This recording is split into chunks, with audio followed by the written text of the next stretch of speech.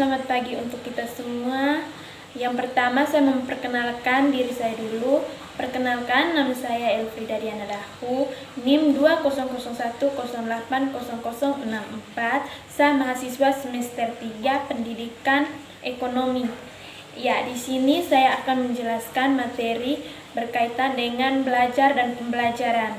Oke, di sini saya menjelaskan metode dalam pembelajaran. Yang pertama, metode latihan. Pengertian dari metode pelatihan ini adalah suatu teknik yang dapat diartikan sebagai suatu cara mengajar di mana peserta didik melakukan kegiatan latihan. Contohnya, guru dalam proses pembelajaran perlu menetapkan dan memperkuat penguasaan siswa.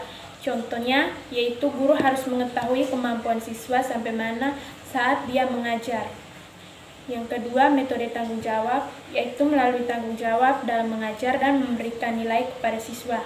Contohnya, dalam memberikan nilai, tugas harus konsisten. Maksudnya di sini guru saat menilai atau memberikan nilai atau nilai tugas kepada siswanya, dia harus konsisten, harus sesuai dengan jawaban yang ada dalam hasil kertas kerja siswa tersebut.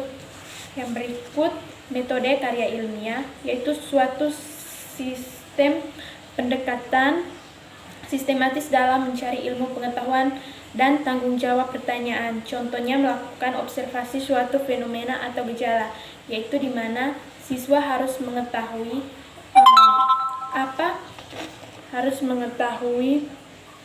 sampai mana pemahamannya yaitu mengenai suatu masalah atau fenomena yang terjadi di dalam kehidupannya. Yang berikut, metode demonstrasi. Metode demonstrasi ini dengan memperagakan dan mempertunjukkan kepada siswa tentang suatu proses, situasi atau benda-benda tertentu di sekitarnya. Yang dimana maksudnya di sini penjelasan secara lisan oleh seorang guru. Di mana guru harus bisa menjelaskan secara lisan mengenai materi yang dia ajarkan. Contohnya, saat guru menjelaskan, dia tidak perlu menggunakan buku ataupun kertas-kertas lain yang ada di sekitarnya. Dia harus bisa menjelaskan sendiri mengenai materi yang telah dijelaskannya.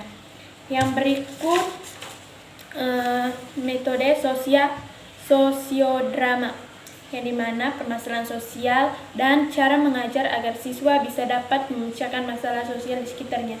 Ini berkaitan dengan masalah sosial, yaitu di mana siswa harus bisa menyelesaikan kehidupannya dalam kehidupan bersosial di dalam masyarakat. Oke, yang berikut, metode bermain drama.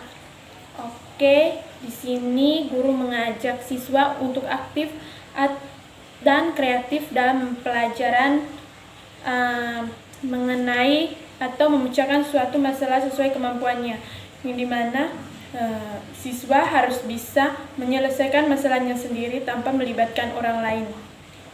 Oke, yang berikut, metode diskusi. Metode diskusi ini tentunya sudah sering dilakukan di sekitar kita. Ini adalah suatu permasalahan tanggung jawab, pertanyaan, dan memahami pengetahuan peserta didik, serta untuk membuat suatu keputusan, yang dimana tujuan metode diskusi ini mengetahui kemampuan siswa sampai mana siswa tersebut memahami materi tersebut dengan cara memberikan pertanyaan, aktif dalam berdiskusi, dan juga ikut mengambil bagian saat berdiskusi, atau bisa disebut keaktifannya dalam berdiskusi. Oke, yang berikut, metode tugas, agar siswa melakukan belajar dan memberikan laporan sebagai hasil dari tugas yang dikerjakannya. Oke, di sini metode tugas ini tentu sangat penting untuk penilaian. Nah, seorang guru memberikan tugas kepada siswanya harus harus sesuai dengan kemampuan. Maksudnya begini, saat guru memberikan tugas tersebut, siswa tersebut harus bisa mengerjakan tugas-tugas yang diberikan. Contohnya, jenis apapun tugas tersebut, dia harus bisa mengerjakannya semaksimal mungkin. Nah, dari situ dia akan bisa mendapatkan nilai dari guru-guru tersebut, guru yang telah memberikan tugas tersebut. Yang berikut metode eksperimen, yaitu adalah cara untuk melakukan suatu percobaan tentang sesuatu hal, mengenai proses serta menulis hasil percobaannya. Yang dimana di sini melakukan percobaan maksudnya uji coba atau biasa disebut dengan ujian. Nah, sama dengan tugas tadi, guru harus memberikan nilai harus sesuai dengan hasil jawaban siswa tersebut. Nah, yang terakhir metode proyek, yaitu merupakan strategi pembelajaran untuk melibatkan anak-anak dalam belajar.